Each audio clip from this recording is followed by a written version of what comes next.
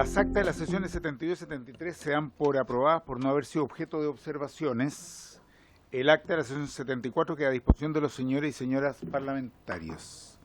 La secretaria abogada, doña Claudia, dará lectura a la cuenta. Gracias, presidente. Tenemos los siguientes documentos para la cuenta. Un oficio del Instituto Nacional de Estadística, por el cual, en cumplimiento del artículo 14, número 12 de la Ley de Presupuestos, adjunta información sobre gastos asociados al arrendamiento de terrenos u otros bienes inmuebles que sirvan de dependencias para las actividades propias del servicio. Oficio de la Subsecretaría de Evaluación Social, por el cual, en cumplimiento del mismo artículo 14, número 12 de la Ley de Presupuestos, adjunta información sobre gastos asociados al arriendo de terrenos u otros bienes inmuebles que sirvan de dependencia para las actividades propias del servicio. Y lo mismo desde la Subsecretaría del Transporte. Un oficio del Subsecretario de Vivienda y Urbanismo, por el cual informa medidas adoptadas respecto de las familias damnificadas en el sector de Forestal en Viña del Mar en diciembre del año 22. Un correo de la señora Dafne Arrayes Ferri, presidenta del Comité de Salud, Desastre y Emergencia Luz de Esperanza, por el cual solicita audiencia con la Comisión para exponer acerca de la organización, metodologías e implementación de autogestión realizadas en el campamento San Antonio, que se encuentra con orden de desalojo por la Corte Suprema.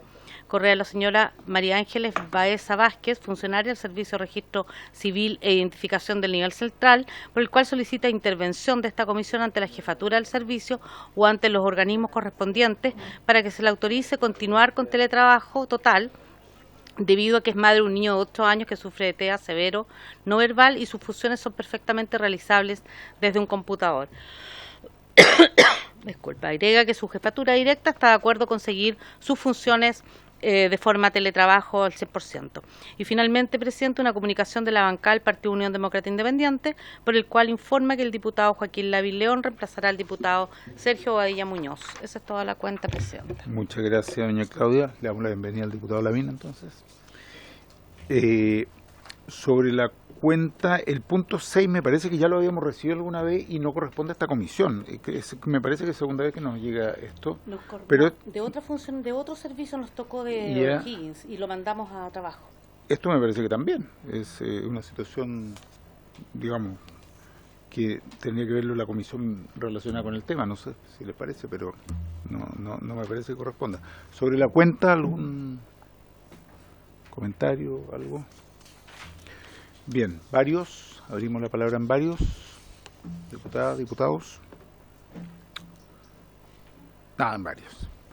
Bien, en ese caso vamos a comenzar con la orden del día. Esta sesión tiene por objeto continuar la discusión y la votación en particular del proyecto de ley que establece obligaciones y requisitos para la construcción de edificación en suelo colapsable. Ya lo hemos estado viendo, este proyecto declara de utilidad pública la protección de la población y de las familias en los casos de viviendas irreparables o inhabitables por efecto de socavón y modifica cuerpos normativos.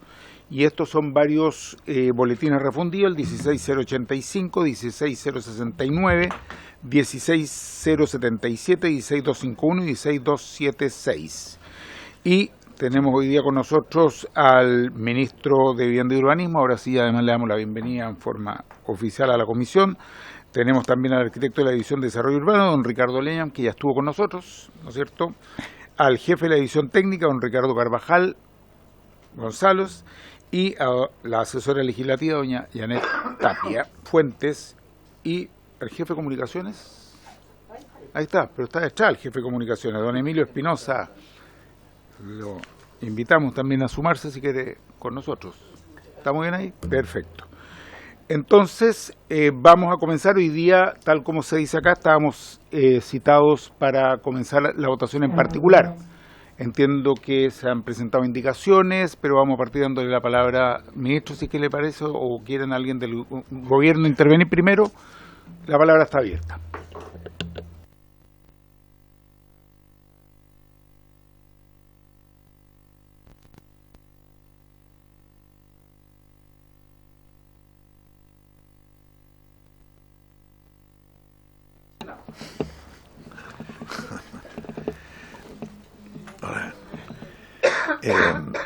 Presidente, yo creo que lo mejor es ir viendo en el transcurso del desarrollo de los artículos y dando una opinión. En todo caso, yo estoy acá con el equipo que ha estado trabajando este proyecto, y que ha estado trabajando incluso con los asesores y estamos en condiciones de ir construyendo una opinión. Una parte de los artículos no los alcanzamos a ver antes, digamos, pero probablemente no se va a ver completo ahora y tendremos oportunidad de estudiarlos para la próxima sesión. Sin más, yo creo que aquí hay una línea argumental que está bastante consistente y por lo tanto no vamos a argumentar más que eso. Sí, ¿tienen todos comparados? Bien, gracias, ministro. Entonces, si les parece, yo entiendo que efectivamente había un trabajo conjunto de asesores y asesoras con el ministerio, por supuesto, y que se han consensuado indicaciones. Está la diputada emocionante, pero sabemos que son varios los diputados que han estado trabajando en estos proyectos. Acá hay algunas que dicen de la diputada Astudillo y los diputados Hirsch y Ulloa. Yo entiendo que en realidad, no sé si son más amplias estas indicaciones de varios otros diputados y diputadas, y en caso que no sea así, para dejarlo totalmente claro y transparente, todas las indicaciones están abiertas para ser suscritas y firmadas por los y las diputadas que así lo estimen conveniente, es decir, no son propiedad de ningún diputado o diputada. Me parece que es muy importante dejar eso claro también para la historia de la ley, digamos. Así es que en la medida que las vayamos viendo, si quieren ser suscritas por otros diputados o diputadas, absolutamente bienvenido. Nos parece que por lo demás es lo que le puede dar más consistencia al trabajo conjunto que se ha realizado, donde se reconozca efectivamente el trabajo y el aporte que han hecho los distintos parlamentarios y parlamentarias de la comisión. Entonces, si les parece, comenzamos a avanzar y le pedimos a nuestra secretaria abogada que vaya viendo y vamos votando. ¿Les parece? ¿Estamos?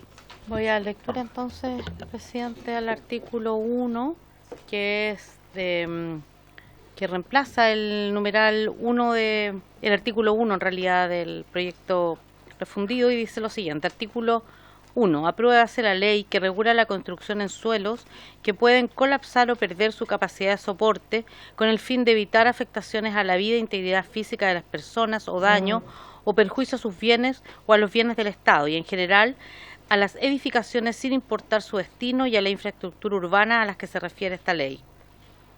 Ese es el objeto de la ley. Entonces ha habido una propuesta de modificación del artículo 1 en base a esta indicación. No sé si alguien necesita o quiere aportar algo sobre esta indicación. Quiero preguntar algo antes de que avancemos. Saber quiénes, no sé quién nos puede decir eso, quizás tú, Renato, o del Ministerio, o doña Janet, estaban representados los distintos parlamentarios, parlamentarias, porque eso también va a ayudar a saber, digamos... ¿La totalidad de los parlamentarios? Y, No, tener una idea, digamos, saber si... estaban varios asesores Ya, de distintos de distintos colores políticos. sectores. Es que importante. Bien, era solamente para que supiéramos. Entonces, Vamos a la votación, presidente. Diputada Astudillo. A favor, secretaria. Gracias, diputado Beltrán. Diputado Lavín. ¿Puedo votar al final, secretaria, por favor? Bueno, diputada Bulnes. Diputado Cuello. Diputado Jorge Durán. Diputado Juan Fuenzalida. Diputada Emilia Nullao. Diputada Marcia Rafael. Diputado Jorge Zafirio. Diputado Héctor Ulloa. Diputado Cristóbal Urrutico Echea. Diputado Lavín. Presidente. a favor. 8 votos a favor, unánime, presidente. Aprobado por unanimidad. Tanto en esta indicación como en cualquier otra, por supuesto, quien quiera agregar, acotar, comentar, todo es muy bienvenido para que nos salga un proyecto con el acuerdo y lo más claro posible para todas y todos. Artículo 2, se entenderá como suelo que puede colapsar a aquellos que reducen significativamente su capacidad de soporte de construcciones o de infraestructura o su capacidad de servicio por deformación, a aquellos suelos inestables en su consideración geotécnica o a aquellos cuya rigidez se encuentra degradada, sin perjuicio que el origen de esta condición sea por subsidencia, expansión u otro fenómeno natural o antrópico. La condición de suelo no puede colapsar. La condición de suelo que puede colapsar será determinada por el profesional que elabore y suscribe el estudio de mecánica del suelo del respectivo proyecto de construcción o infraestructura, conforme a las normas técnicas chilenas que les sean aplicables o extranjeras si correspondiese. La norma técnica chilena de mecánica del suelo deberá contener un capítulo especial tratándose de las edificaciones cuya altura, superficie y destino que señale la Ordenanza General de Urbanismo y Construcciones requieran un método alternativo para determinar su estudio de mecánica del suelo. Las direcciones de obras municipales en el catastro de las obras de urbanizaciones y edificación señalado en el artículo 24 del decreto con fuerza de ley número 1 de 2006 del Ministerio del Interior, que fija el texto refundido, coordinado y sistematizado de la ley 18.695 Orgánica Constitucional de Municipalidades, podrán crear y administrar un archivo especial con la copia de los estudios de mecánica del suelo de los proyectos de urbanización y edificación que resulten emplazados en suelos que puedan colapsar.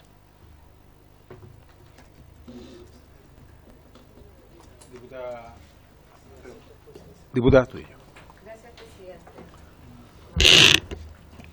Gracias, presidente.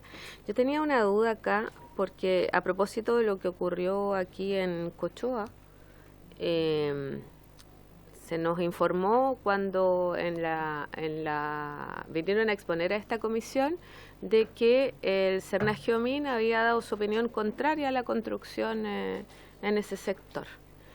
Y yo me preguntaba si es que, o sea, ¿por qué aquí dejábamos fuera esa opinión? Si yo creo que debería ser siempre importante consultar a los expertos en suelo, que es ese servicio público, antes de cualquier construcción, porque ya hemos tenido bastantes errores en la historia de las construcciones de vivienda en nuestro país. Entonces quería saber qué opinaba el Ministerio al respecto, si esto tiene que ver por un tema de burocracia, de que va a enlentecer toda la tramitación, o sería posible también que lo incluyéramos como como una opinión que pudiera ser vinculante también antes de tomar una decisión. Gracias, diputada Astudillo. Sí, don Ricardo. Sí, don Ricardo Carvajal. Gracias. Acá se entiende que la norma técnica habla sobre el suelo en que se va a construir. Nosotros ya tenemos instrumentos en que se recoge la opinión de Cernagiomín, por ejemplo, en el caso cuando hay zona de riesgo. Cuando hay zona de riesgo, para levantar el riesgo, según el IPT, tiene que haber un informe Cernagiomín que levanta el riesgo. Entonces él ya está incluido en esa figura en la parte de la planificación urbana. Pero acá el que define, según la normativa, la ley es el plan regulador con sus seccionales y otros elementos. Entonces ahí es donde está es donde actúa Cernagiomín en el caso cuando hay zona de riesgo. Diputada Astudillo. Sí, es que justamente que me llama la atención esto, porque si bien se consulta, no es vinculante la opinión de Cernagiomín. Y en algunos casos, y el ministro también hartas veces lo ha planteado, que por ejemplo, en sectores como Alto Hospicio, el mismo director de Cernagiomín un día con un mapa nos mostró que el 90% de los terrenos en esa comuna eran salinos, que la salinidad variaba entre un 70 y un 90%, cuando ya con un 4 es una zona de riesgo. Entonces uno se pregunta, bueno, si está la instancia de consultar, ¿es vinculante? ¿No es vinculante? ¿Por qué si esos suelos no están aptos para construir, seguimos construyendo? Esa es la pregunta. Ricardo. Ya, solo para complementar. La opinión, en el caso que yo puse de Cernagiomín, cuando se levanta el riesgo, la opinión de Cernagiomín es vinculante. O sea, sin el informe de Cernagiomín no se puede levantar ese riesgo, ¿ya? Entonces ahí es vinculante la opinión de Cernagiomín. ¿ya? Para dejarlo claro. Respecto, por ejemplo, a los mapas que ocupa Cernagiomín, como eso, sobreponerlo sobre los IPT, ahí el que tiene peso superior es el IPT, y es el que se aprueba con los antecedentes que tiene al final a la vista cuando se realiza el instrumento de planificación territorial, donde se identifican los riesgos. Es ahí donde se identifican los distintos tipos de riesgos, no solo el que define Cernagiomín. Pero como para dejar como bien no ser tan técnico, cuando hay una zona de riesgo que se tiene que levantar, la opinión de Cernagiomín es vinculante, ¿ya? Los mapas de riesgo de Cernagiomín son insumos cuando se hace el IPT, y el IPT cuando se aprueba es vinculante.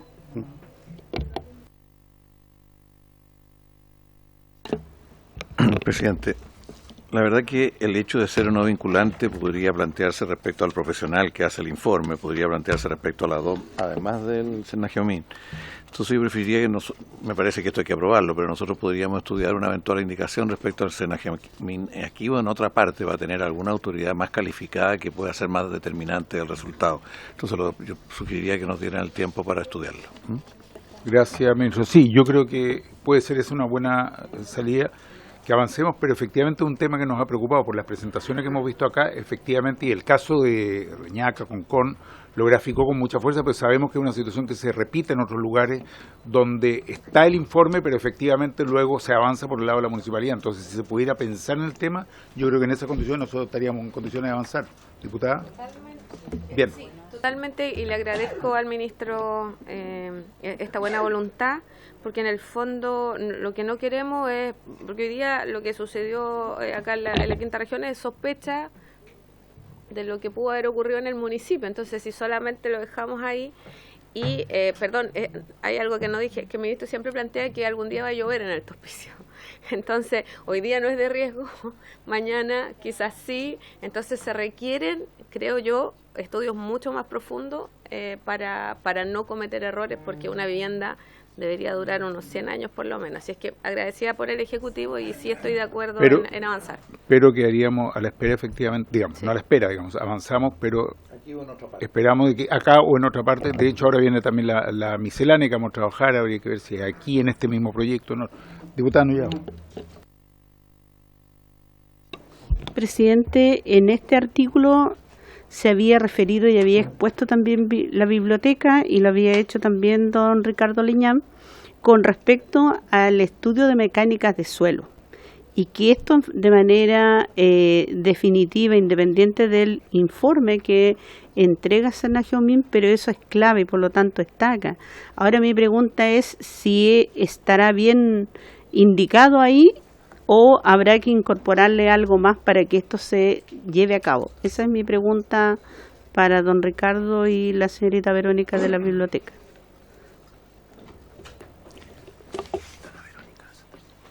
¿Dónde está la Verónica? No la veo. Sí. Asiento, pero doña Verónica, la saludamos, no la había visto tampoco. De la casa, sí, pero...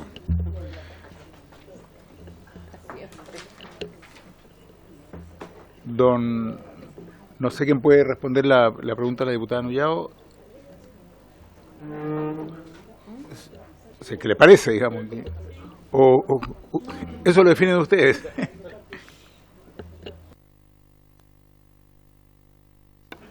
Presidente, una de las cosas que nosotros consideramos clave en este proyecto es justamente el estudio de mecánica de suelo que para cada proyecto debe hacerse, que lo realiza un profesional que está calificado para eso, siguiendo la pauta que esa norma chilena establece.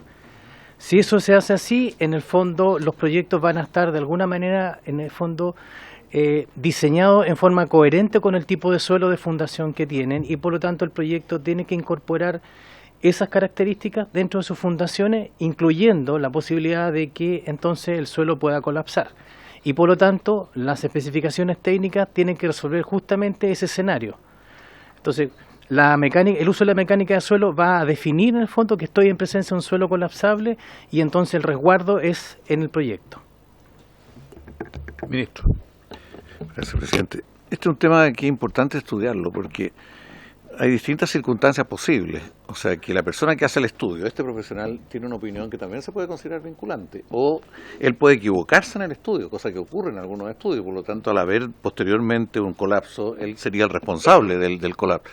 Entonces, por eso hay que repensar la redacción, porque puede que Senagiomin diga tiene tales riesgos, pero si se toman tales medidas es posible, o sea, hay un condicionante, hay una forma de determinar por eso que creo que no es solo agregarlo así, sino que hay que estudiarlo más a fondo.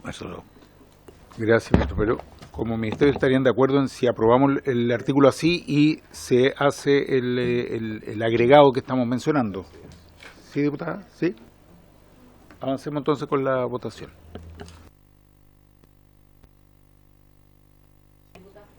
A favor. Diputado Beltrán, diputado Lavín. Diputado Cuello. Por favor. Diputado Jorge Durán, diputado Fuenzalía, diputada Nullado. Diputada Rafael. Diputado Zafirio. Diputado Ulloa. Diputado Ruticoechea. Presidente. A favor. 7 a favor, unánime, presidente.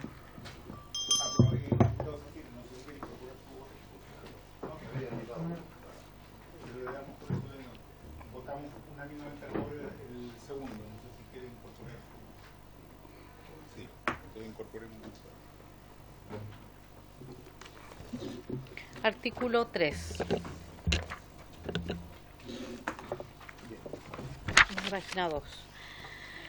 En el diseño y ejecución de las obras de proyectos de urbanización y edificación emplazados en suelos que puedan colapsar, se deberá cumplir las normas establecidas en esta ley, en el decreto con fuerza de ley 458, a la Ley General de Urbanismo y Construcciones, en la Ordenanza General de Urbanismo y Construcciones y en las normas técnicas chilenas que les sean aplicables. El Ministerio de Vivienda y Urbanismo podrá establecer requisitos adicionales a los proyectos de viviendas de sus programas habitacionales que se emplacen en suelos que puedan colapsar. Las solicitudes de recepción definitiva de las obras de edificación emplazadas en suelos que puedan colapsar incorporarán un documento con las medidas para la correcta conservación de la edificación y sus instalaciones, especialmente de redes de aguas potables y alcantarillado de aguas servidas, incluyendo los datos o indicadores que permitan advertir anomalías como consecuencia de la filtración en estas redes. Copia de este documento previamente timbrado por la Dirección de Obras Municipales será entregado al propietario del edificio o al propietario de cada unidad, tratándose de edificaciones colectivas acogidas al régimen de copropiedad inmobiliaria. Sí, diputado Cuello. Gracias, presidente. Tengo una consulta respecto a este artículo, en particular sobre el inciso 3. Cuando se habla de este documento con las medidas para la correcta conservación de la edificación, se dice acto seguido que una copia será entregada al propietario del edificio o de cada unidad. Entonces, tengo dos consultas. La primera, respecto a si la expresión al propietario de cada unidad se refiere a un departamento. Eso es una pregunta que no tengo muy claro. Y lo segundo, si la entrega de este documento con medidas para la conservación de redes de agua potable, etcétera, si esa entrega de documento impondría o se puede entender que impone alguna obligación al propietario en tanto receptor de este documento. Repito la pregunta. La pregunta es si la entrega del documento que contiene medidas para la correcta conservación de la edificación impondría alguna obligación al propietario, ¿ya? Y si esto eventualmente puede ser usado en juicio, si es que se produce algún socavón, por ejemplo, se puede hacer un juicio para atribuir una responsabilidad al propietario del edificio o bien al propietario del departamento, si es que la expresión se refiere a un departamento. Ahí me queda la duda que planteé primero. Eso, presidente, gracias. Gracias, diputado. No sé si alguien del ministerio o mocionante puede... Sí. Tal como está redactado no implica obligatoriedad, sin embargo es razonable que para esos efectos se ponga incluso en el reglamento de copropiedad, porque tiene una particularidad ese condominio que tiene más riesgo de colapsar a partir de esto, pero tal como está redactado eso no sería obligatorio.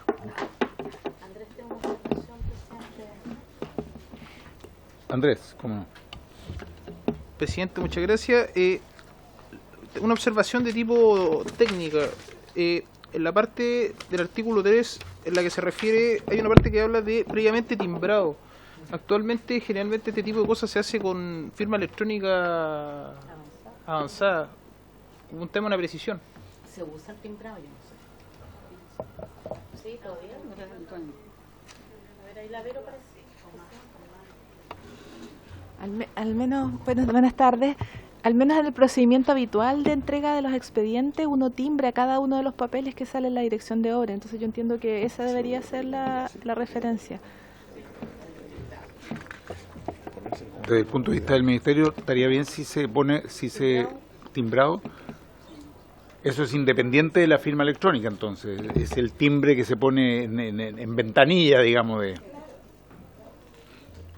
Estaría bien, desde el punto. Si les parece el mismo... ¿Tomamos la Sí, votación, presidente? salvo que les parezca la misma votación, o... ¿Sí? Aprobado, entonces. Vamos al artículo cuarto, que dice lo siguiente. En el diseño, trazado y ejecución de las obras de los proyectos de infraestructura sanitaria emplazadas en suelos que puedan colapsar y destinados a las redes y sus cámaras para la captación o distribución de aguas potables, de aguas lluvia, de alcantarillado, de aguas grises o de aguas negras, y para las respectivas plantas de producción de agua potable o tratamiento de aguas grises o negras y estanques de almacenamiento, se aplicarán las normas de esta ley y las normas legales, reglamentarias y técnicas establecidas en el decreto con fuerza de ley 382, la Ley General de Servicios Sanitarios y sus reglamentos, en la Ley 21.075, que regula la recolección, reutilización y disposición de aguas grises, y en la Ley 19.525, que regula sistemas de evacuación y drenaje de aguas lluvias. Las normas de esta ley y en la ley, eso está malo. Ahí ya. Después lo vemos.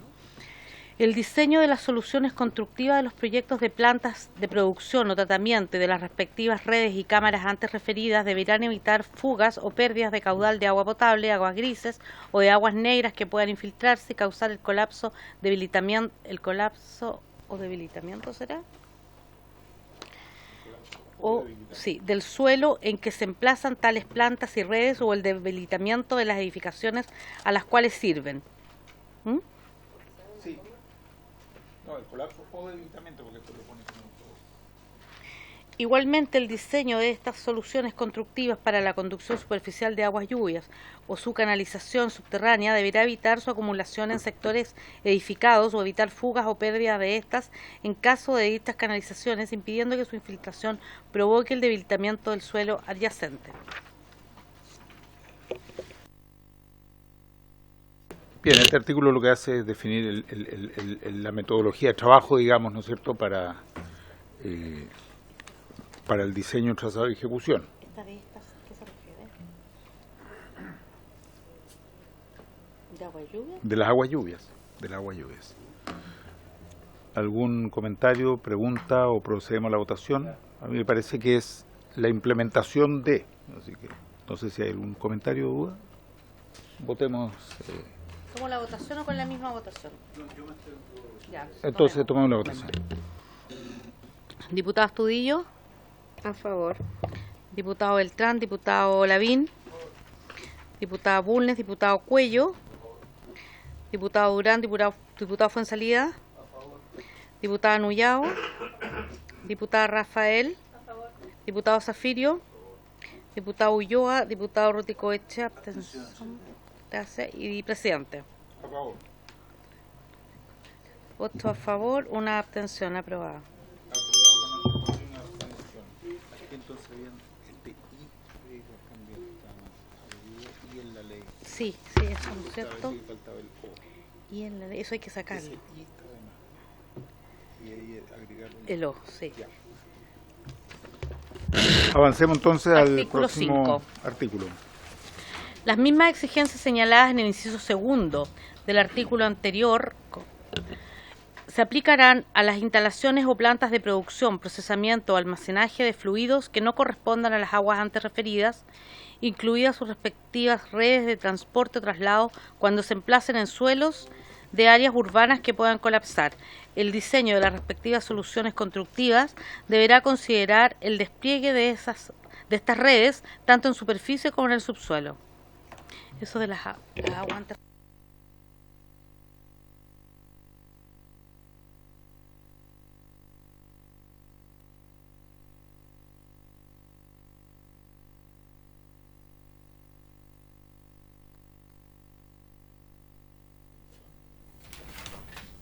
O almacenes de fluidos que no correspondan a las aguas antes. A las aguas referidas acá. En el artículo anterior. Tal vez eso deberíamos habría que ponerlo. ponerlo para Las aguas procesarlo. referidas en el artículo anterior. Tomamos la votación.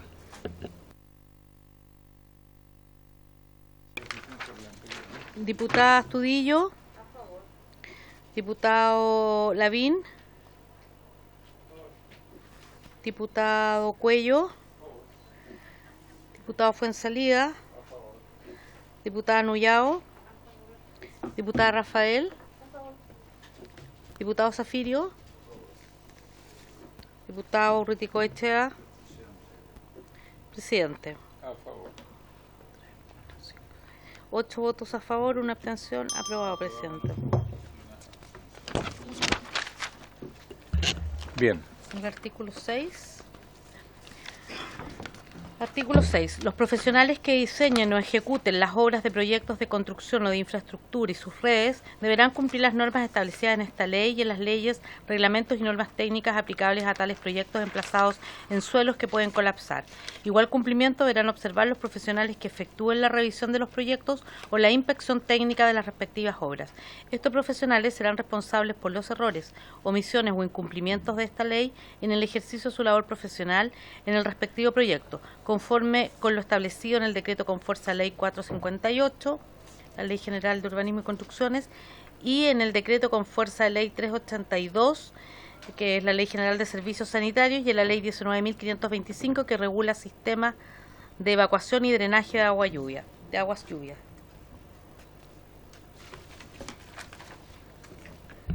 Hacemos la palabra sobre este artículo.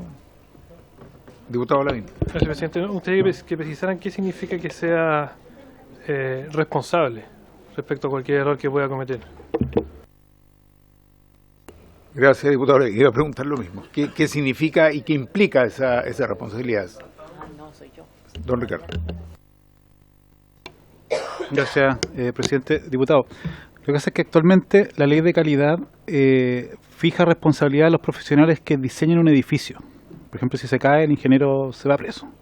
Pero no hay nada al que diseña una infraestructura, ¿ya? Entonces no es responsabilidad. Alguien puede diseñar una infraestructura como profesional y puede fallar, pero no tiene ningún castigo, por así decirlo, porque en la ley no está establecido de que son responsables si sale algo malo.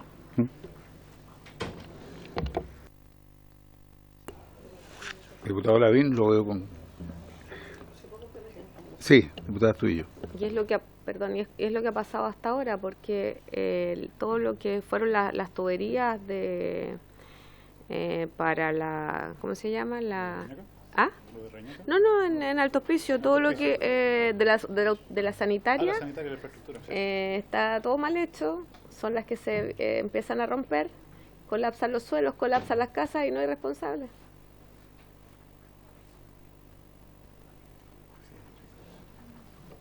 Ministro. En la ley de calidad de la vivienda, el responsable es el propietario y primer vendedor. Y él tiene que volver después a actuar sobre cada una de las partes que hace cada una de las funciones. Yo creo que esto, en una serie de cosas, ha sido bastante difuso. Por lo menos la opinión de la justicia, en general, los intentos que se han llevado, yo creo que no estaría mal profundizar en la responsabilidad de los directos ejecutores. Pero la norma general es que es el propietario, primer vendedor, y él tiene que actuar respecto a cada una de las funciones de la construcción. Y normalmente los propietarios, primer vendedor, tienen mucha dificultad para poder hacerlo.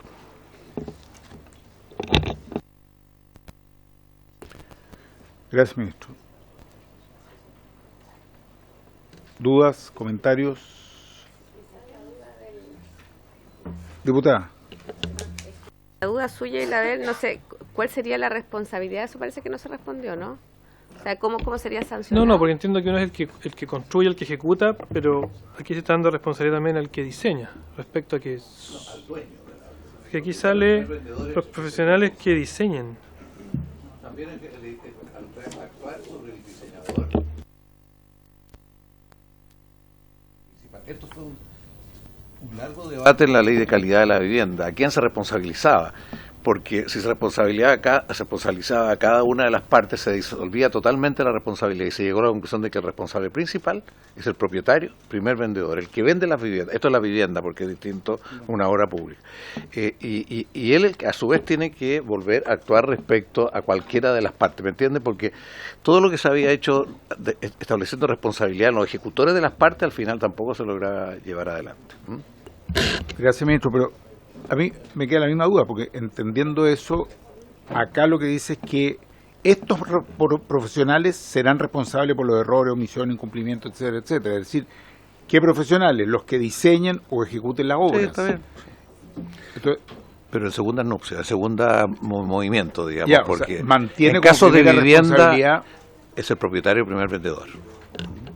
Él vuelve a actuar respecto a...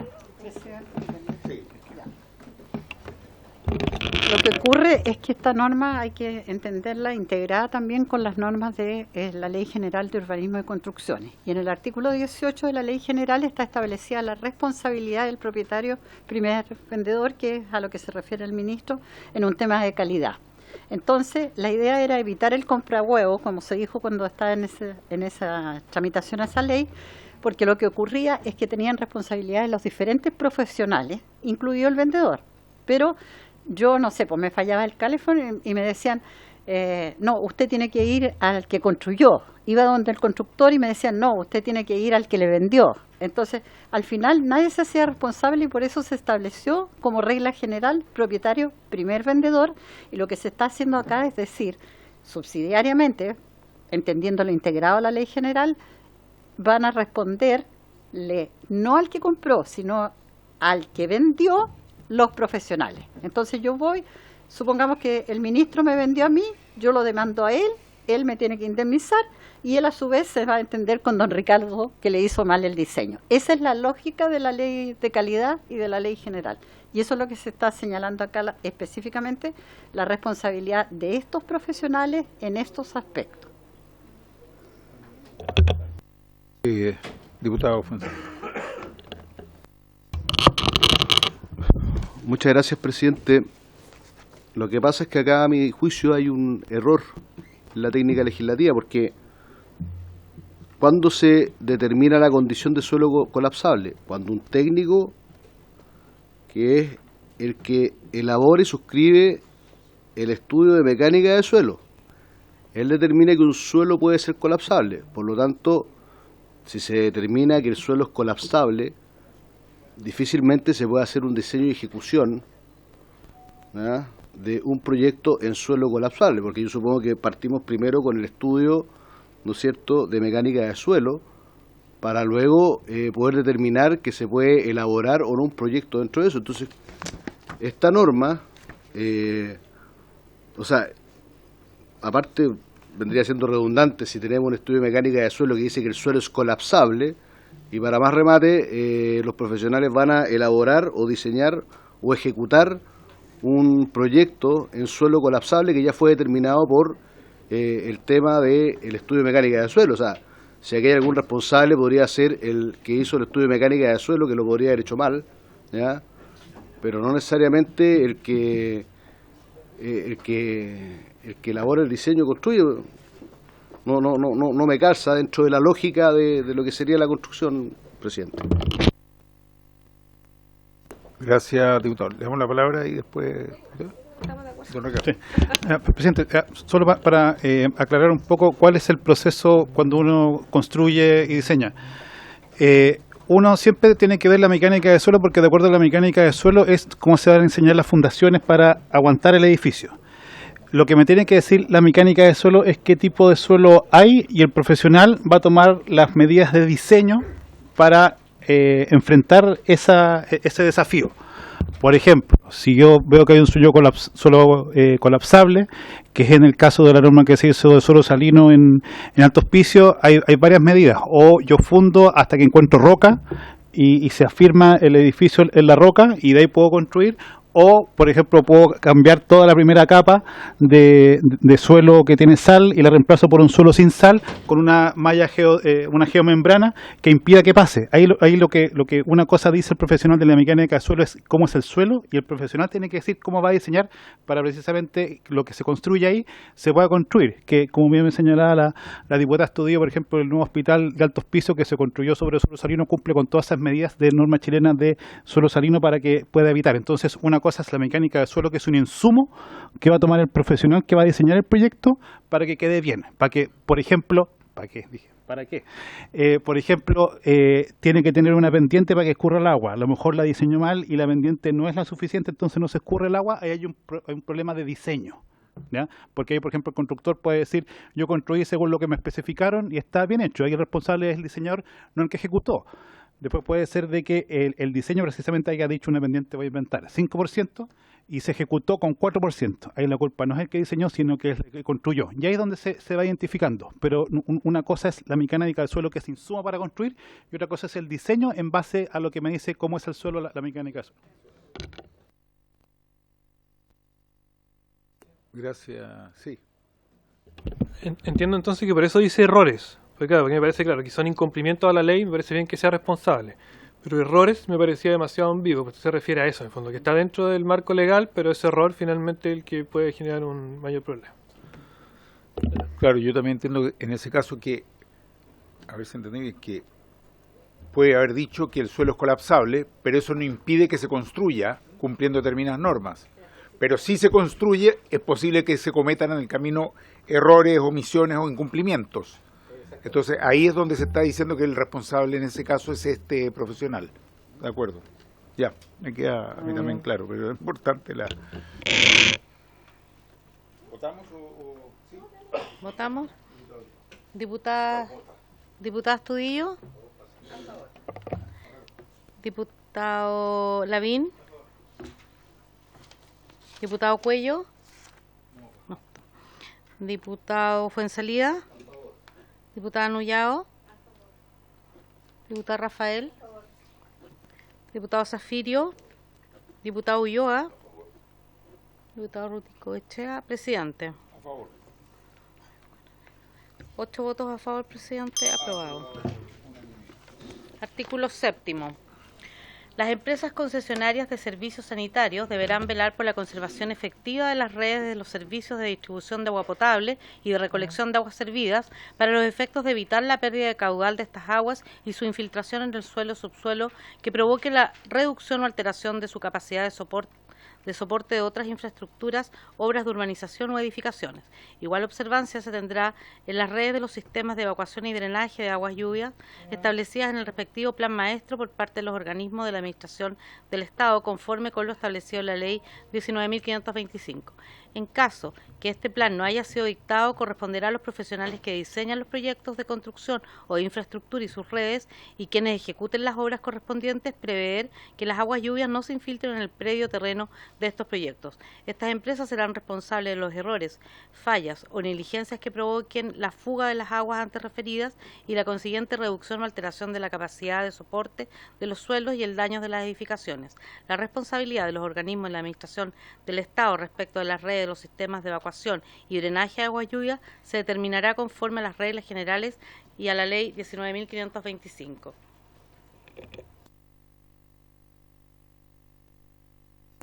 Diputada, sí, si alguien pudiera desarrollarla un poco, yo creo que contribuiría. Don Ricardo.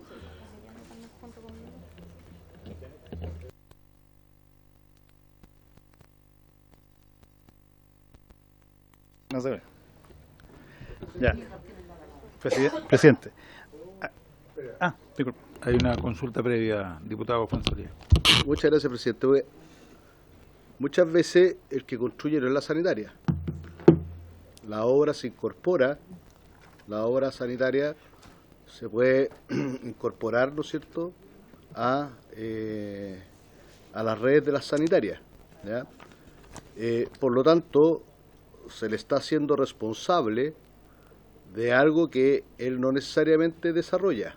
Estábamos hablando recién en el artículo anterior de el propietario primer vendedor, ¿ya? Y aquí habría un símil, o sea, estamos haciendo responsable, ¿ya?, a alguien que no lo desarrolla, que no o sea, que tiene que cumplir con las normas, que pueden tener errores de los profesionales anteriores, ¿ya? Entonces, como que aquí estamos estableciendo una doble responsabilidad respecto a este tema. Y lo otro, ¿ya?, que está súper claro que uno es responsable de su negligencia, ¿no? Uno es responsable de sus errores. Yo creo que es redundante la norma de especificar eso, porque donde no se especifique se va a entender que no son errores de negligencia o de responsabilidades de uno. Ojo con eso, ¿ya? Esto es una norma especial que va a primar sobre las generales y por lo tanto al establecer ciertas precisiones, ya para abarcar un poco más la norma, yo creo que de repente se puede caer en el error de que se utilice esta misma norma para ocuparla como excepción en otros casos porque no está contemplado. Eso diría el señor presidente. Gracias, diputado. Le pedimos... Gracias, presidente. Bueno, acá para aclarar un poco, acá se refiere a la conservación efectiva que van a hacer de las redes de las empresas. ¿Ya? No dice que las empresas son las que construyen, como bien señala el diputado, la empresa sanitaria, a menos que lo mandate otro, no construyen ellos las empresas, sino que reciben las obras de urbanización que diseñan las empresas, que ejecutan con el diseño que es aprobado por ellos, ¿ya? O sea, parte del trabajo de la sanitaria es también aprobar y entregar la certificación de que todo este tema cumple, ¿ya? Entonces, por ejemplo, hay varios actores cuando uno hace un proyecto, por ejemplo, del Servio, tiene que tener la aprobación de los profesionales del Servio, además de la sanitaria, porque la sanitaria es la que tiene que conservar. Entonces, si ellos van a conservar, tienen que estar de acuerdo en que lo que están recibiendo sirve.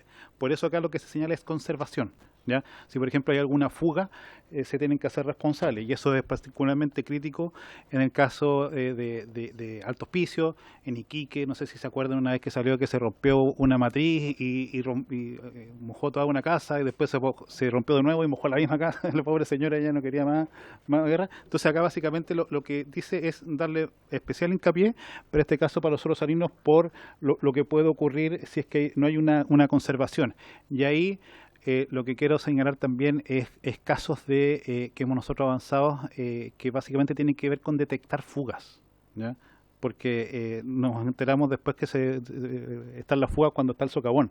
Y hay nuevos mecanismos que, por ejemplo, identifican las fugas en las redes, el que la conserva. Entonces acá básicamente, además de hablar de la conservación, es de que se preocupen de identificar ellos cuando haya fuga, cuando haya conservación, y no nos enteremos cuando ya esté el socavón y esté la casa a medio caer. Gracias. A propósito de eso, yo entiendo, y me lo había subrayado acá, que se habla de la conservación, es decir, desde que ya está entregado, digamos, o sea, es de ahí en adelante. Ya, es que eso también me parece que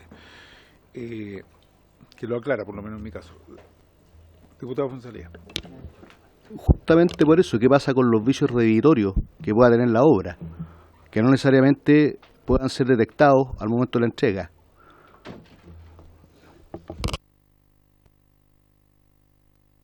Y que ahí, generalmente para eso, diputados, se hacen los ensayos. Por ejemplo, se echan a andar las redes para ver si hay alguna fuga antes de que entre en la familia. Entonces ahí se debería detectar cualquier tema que no esté funcionando. Por eso se refiere a la conservación. Si yo compro un auto usado, me funciona, ¿ya? Y no sabía que habían rectificado el motor, ¿ya? Entonces creo que hay que especificar un poquito más qué tipo de responsabilidad es. Porque al final, claro, me entregan, hoy está funcionando todo bien, pero no necesariamente, yo no soy constructor, yo no soy ingeniero, yo soy abogado de profesión, pero no necesariamente la conservación, no sé, va a durar lo que tiene que durar, puede funcionar perfectamente un periodo determinado de tiempo y después puede colapsar. Ahí va a ser responsable la sanitaria también, no el profesional, no el que construyó. Por eso creo que la norma podría ser medio ambigua. Ministro.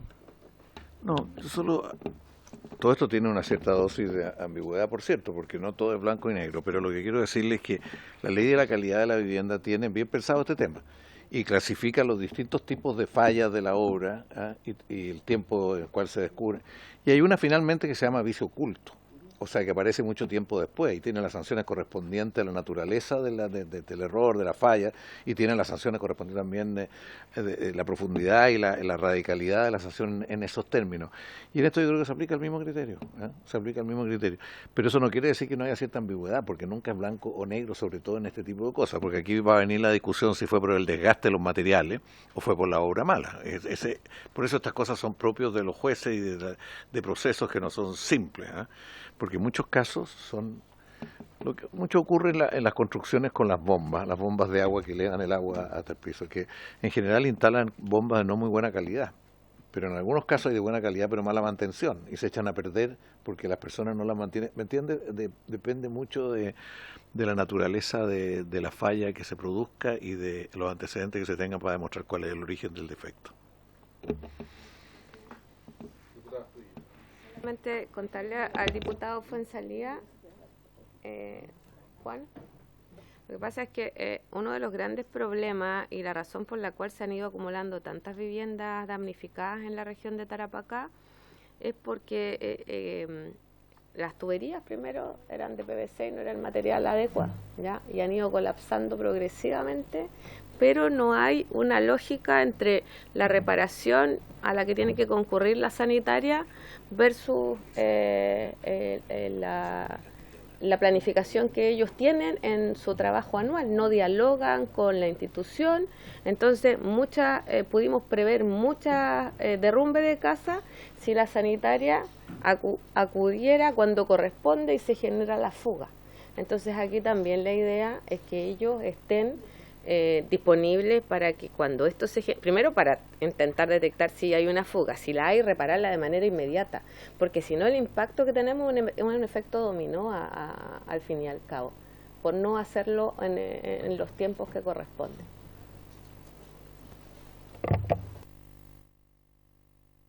Diputado Lavín. Pero ¿cuál es la responsabilidad que tiene hoy la sanitaria? Porque hoy día también es la encargada de velar por la conservación. Entonces, por ejemplo, en el caso que ponía usted de la matriz que se rompió y inundaba la casa de la señora, ¿es responsable la sanitaria igual o no hoy? Entonces, ¿qué cambia esto?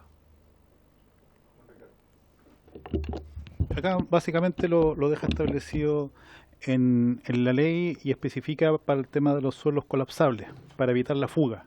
¿Me entiende? De que si tengo una matriz que hay una fuga y no la puedo detectar, la sanitaria debería preocuparse de detectar la fuga. No solo cuando ya, por ejemplo, se rompió y está mojando la casa, sino que cuando ve de que tiene una pérdida y que por algún lado se está arrancando el agua, tiene que actuar antes, no cuando ya esté la escoba y llegar a romper la cañería y reemplazar eso, ¿no? Básicamente eso. Porque, como usted dice, efectivamente, cuando ya lo detecta, entra, pero acá eso ya es muy tarde. Entonces debería tomar las medidas para detectar cuando hay una fuga. Y esa es una medida previa que tiene que hacer.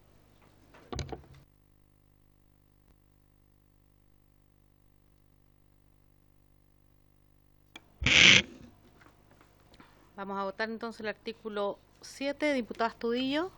A favor. Diputado Lavín. Diputado Fuenzalía. Diputada Nullao. Diputada Rafael. Diputado Zafirio. Diputada Ulloa. Presidente. A favor. ¿Me faltó alguien? ¿Algún diputado o diputada no ha emitido su voto? 7 no. 6 votos a favor, 1 abstención. Aprobado, presidente. Sí. Aprobado. Artículo 8. Está abajo en la página 5. Artículo 8. Las entidades o empresas que realicen la explotación de las instalaciones y redes señaladas en el artículo 5 serán responsables de los errores, fallas o negligencias que provoquen la fuga de fluidos y la consiguiente reducción o alteración de la capacidad de soporte de los suelos y su afectación a otras infraestructuras, urbanizaciones o edificaciones.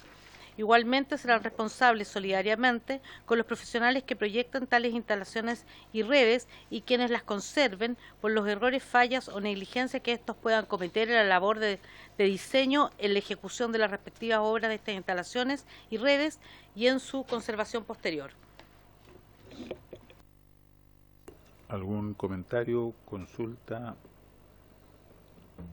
Votemos.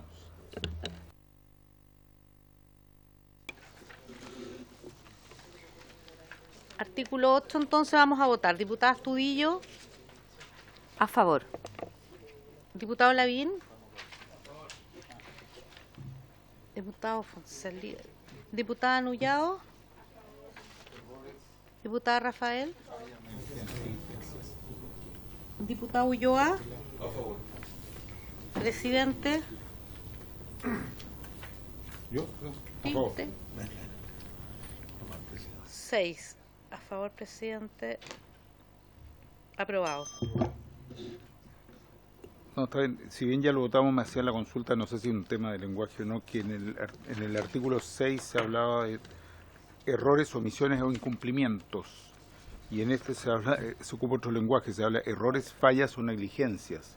No sé si será mejor adecuarlo el mismo lenguaje o hay alguna razón por la cual se pusieron dos. Me parece que el que estaba primero era el que habíamos ocupado, errores, omisiones o incumplimientos, ¿no? Simplemente para adecuar el lenguaje. ¿Sí? Eso Sí. en el 8, correcto. Acá, en vez de errores, Claro. fallas o negligencias. Sí, después está de nuevo. Errores, fallas o negligencias. Ahí. Bien, vamos al artículo 9. Artículo 9. Sin perjuicio de lo establecido en el artículo 40 del decreto con fuerza de ley número 382 de 1988 del Ministerio de Obras Públicas, Ley General de Servicios Sanitarios, los propietarios de las edificaciones emplazadas en suelos que puedan colapsar deberán efectuar las conservaciones de las instalaciones y de las redes de agua potable y alcantarillado de aguas servidas de la forma y con las prevenciones o advertencias establecidas en el documento adjunto con la recepción definitiva de dichas edificaciones señalado en el artículo 3. Las municipalidades, los gobiernos regionales o el Ministerio de Vivienda y Urbanismo a través de los servicios de vivienda y urbanización, tratándose de conjunto de viviendas sociales o viviendas de interés público, podrán establecer programas de capacitación a los propietarios antes señalados para el seguimiento del correcto cumplimiento de la conservación antes señalada.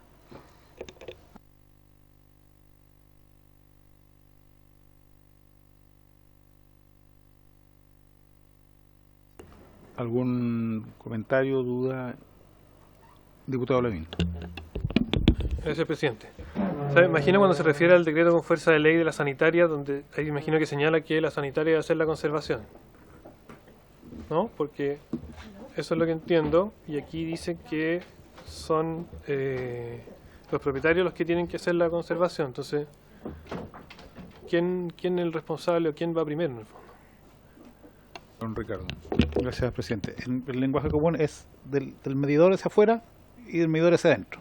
El medidor hacia adentro es responsabilidad del propietario. Entonces, acá es importante ver esto porque hemos visto muchos casos en que hay una mala, como señaló el ministro, conservación, por ejemplo, de las bombas. Algún vecino ve el tema y se asusta y cierra la bomba en la noche y después en la mañana la enciende y ese golpe daña más la bomba y la red. Entonces es importante también de que ellos tengan el manejo que corresponde de estos temas y no solamente decir, perfecto, se puede cerrar. Tienen que ser las consecuencias específicamente que puede pasar en suelo salino con una mala mantención.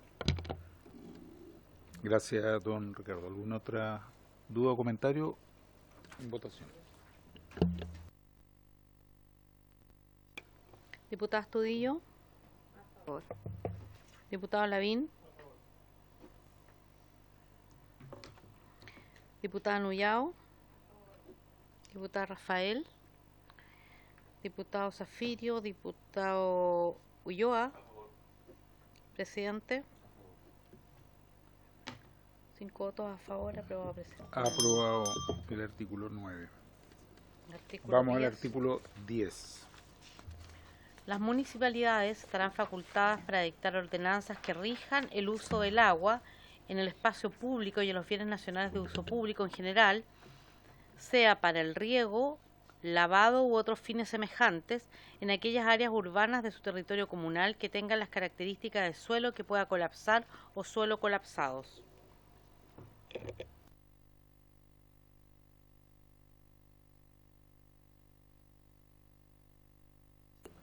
Yo tengo una pregunta. ¿No es que están facultadas de por sí las municipalidades para esto? Digamos, ¿por qué se requiere especificarlo, digamos? ¿No están facultadas las municipalidades siempre para dictar ordenanzas que rijan el uso del agua en el espacio público y en los bienes nacionales de uso público, etcétera, etcétera? Me queda la duda por eso.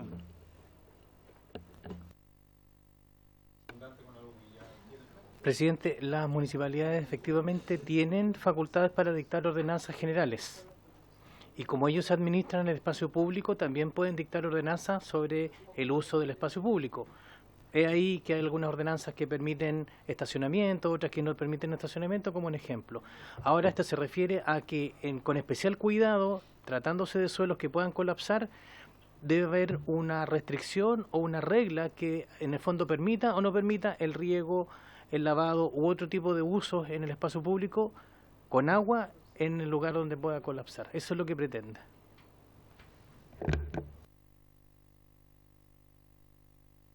Es que al decir estarán facultadas es como que tienen la posibilidad de hacerlo, o entonces debería ser algo más como, no sé si imperativo, pero para ponerlo en la ley, porque o sea, como decía el presidente de la comisión, ya tienen esa facultad. Claro, o sea, mi duda es que si dice que estarán facultadas, me parece que el artículo no está... Está bien, se refiere a suelos que pueden colapsar o suelos colapsados. Bueno, tiene la facultad para eso y para suelos que no colapsan y suelos bonitos, suelos feos, suelos planos, suelos... En fin, pero no veo qué incorpora, digamos, el artículo. Está bien, uno podría decir lo que abunda no daña, pero a veces sí, a veces genera, digamos, alguna situación... No sé, me llama la atención. ¿Qué pasa si no está este artículo? Eso es lo que quiero entender, digamos. Presidente... O si está, pero está como más... Bueno, por eso digo, o imperativo, digamos. Se refiere en particular al uso del agua. Eso es lo que está regulado. Porque esa no es una regla general que los municipios tengan. Por lo tanto, frente a la evidencia de un suelo colapsado o que pueda colapsar, el uso del agua en el espacio público debe estar regulada.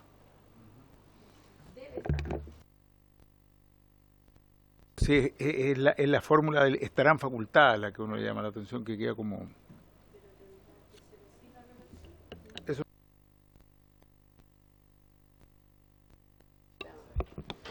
Presidente, este artículo, como bien lo explicaba don Ricardo, en lo específico está bien. Tal vez a lo mejor pudiera ser otra redacción más breve, porque las municipalidades están facultadas para las ordenanzas generales, como lo señalaba, también para las de operación pública específica, pero aquí lo señala que rijan el uso del agua, ordenanzas que rijan el uso del agua. No sé si será una redacción más pequeña la que pudiera tenerse o estará bien así, pero eso lo pueden explicar ahí los técnicos, don Ricardo, la señora Verónica, si les parece.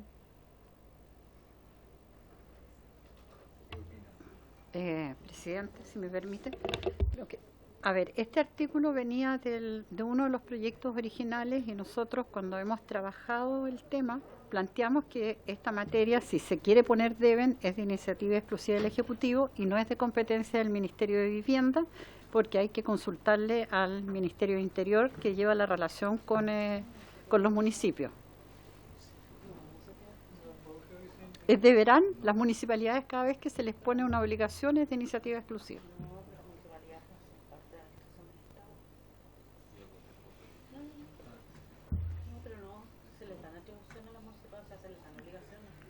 Además, hay una norma que dice que cada deber que se le ponga a las municipalidades tiene que estar debidamente financiado. Entonces, si usted lo pone como obligación, también.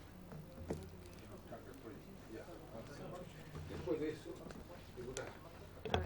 yo entonces no entiendo la utilidad del artículo porque no está aportando nada si es que no se exige. Ahora, si vamos a estar constantemente pensando en que no están los recursos, yo lo que pedí en una sesión anterior es que por favor las autoridades de gobierno también se sienten a conversar porque esto sí requiere recursos, así como los invirtieron acá en la quinta región, que ya están totalmente desplegados resolviendo el problema con guardias, con drones, con máquinas y rápidamente van a recuperar su departamento.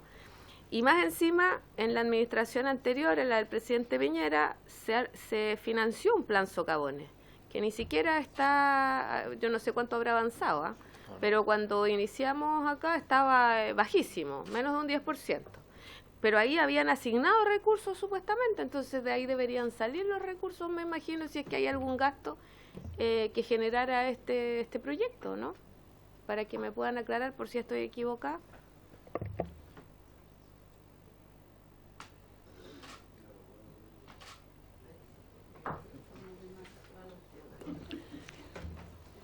A ver, la verdad es que la norma puede quedar así como está.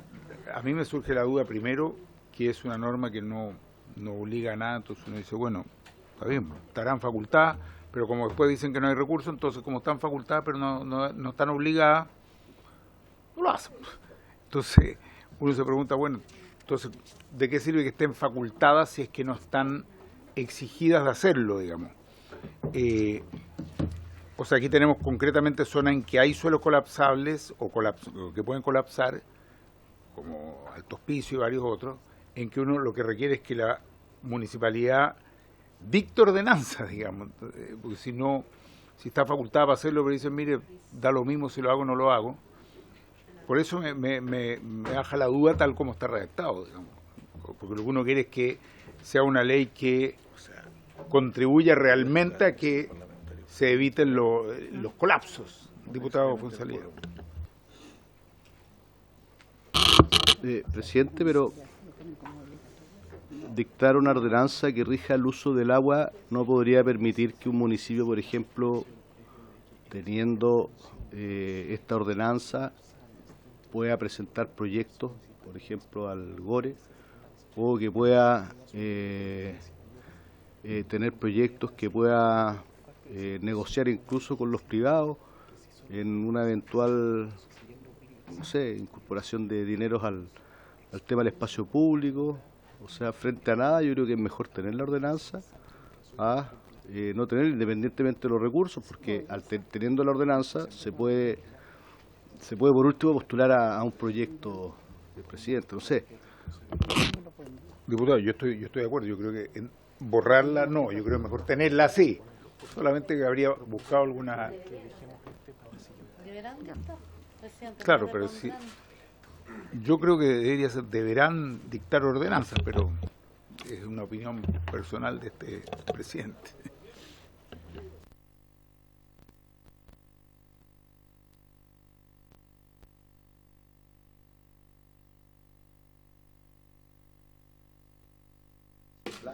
Sí, a mí me gustaría tener la opinión de la Secretaría y que nos diga si se puede poner deberán en su opinión o no, y si es así, hagámoslo. Sí, primero, por supuesto. Perdón, pero en mi época parlamentaria yo creo que muchas veces aprobamos obligatoriedad a los municipios para que tuvieran ordenanza sin definir los contenidos de la ordenanza, porque el municipio podrá definir distintas cosas, puede prohibir, puede exigir más, exigir menos. Entonces, que asuma un campo de responsabilidad, eso es lo único que se está haciendo acá, no lo obliga a actuar de determinada manera. Yo recuerdo mucho la ordenanza de participación, que fue aprobada incluso en una comisión mixta, también se dio este debate, pero finalmente era mandatar al municipio a tener una respuesta frente a una determinada realidad sin especificar cuál.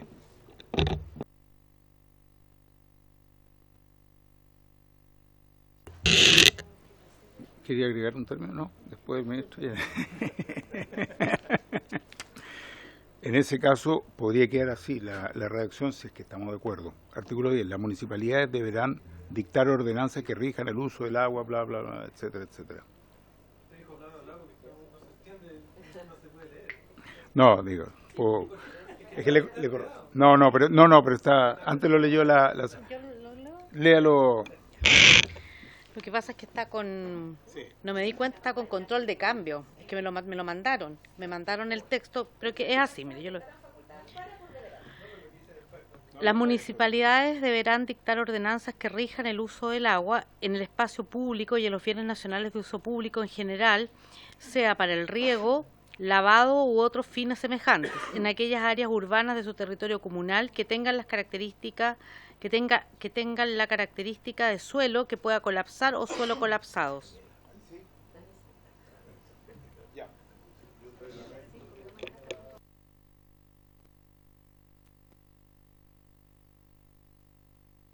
Es una ordenanza. Bien. Con ese cambio. Pongámoslo en votación con ese cambio. Diputada Astudillo. Diputado Lavín. Diputado Cuello. Diputado Fuenzalida. Diputada Nullao. Diputada Rafael. Diputada Zafirio. Diputado Ulloa. Diputado Ruticoechea. Presidente. A favor. 8 a favor, presidente. Aprobado. Aprobado. Quiero comentar lo siguiente. Vamos a votar el artículo 11 ahora.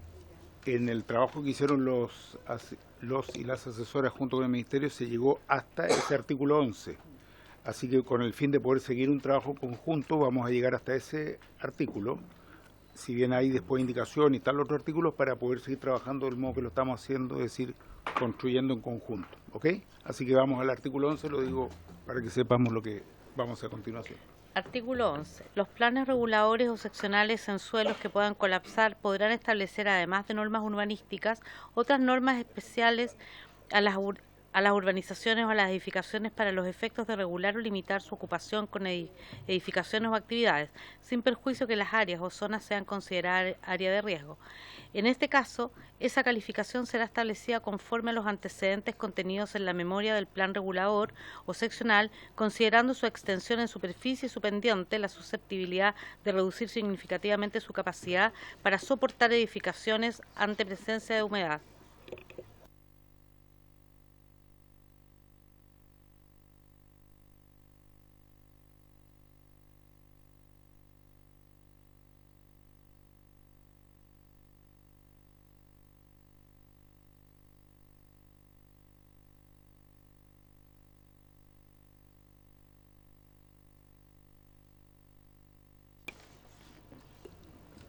¿Por la misma votación? Sí, por la misma votación entonces. Aprobado. Bien, vamos a dejar hasta acá este proyecto hoy día. Quiero comentar lo siguiente. ¿No ingresó el misceláneo que se dio cuenta ayer en la sala? No lo tengo. ¿Ayer se ingresó? ¿Ayer se dio cuenta? Sí, ayer se dio cuenta en la sala. boletín por ahí? ¿Para que lo pongamos en tabla? Sí, es que por lo siguiente, no le va a gustar a nuestra secretaria, pero vamos a hacer lo siguiente. Tenemos un proyecto que es el misceláneo, que es con urgencia suma. Por otro lado, queremos seguir avanzando con socavones, que costó hasta que estamos hoy día avanzando. Por lo mismo, vamos a citar a sesión especial, como está con suma, el miércoles en la mañana. Así no tenemos a las 2, no tenemos ese problema de los horarios que a veces afecta. Ya le doy la palabra, pero para proponer primero. El miércoles en la mañana, pidiéndole por supuesto al ministro que pueda acompañarnos, miércoles 8, miércoles primero no vamos a citar. Es irrenunciable.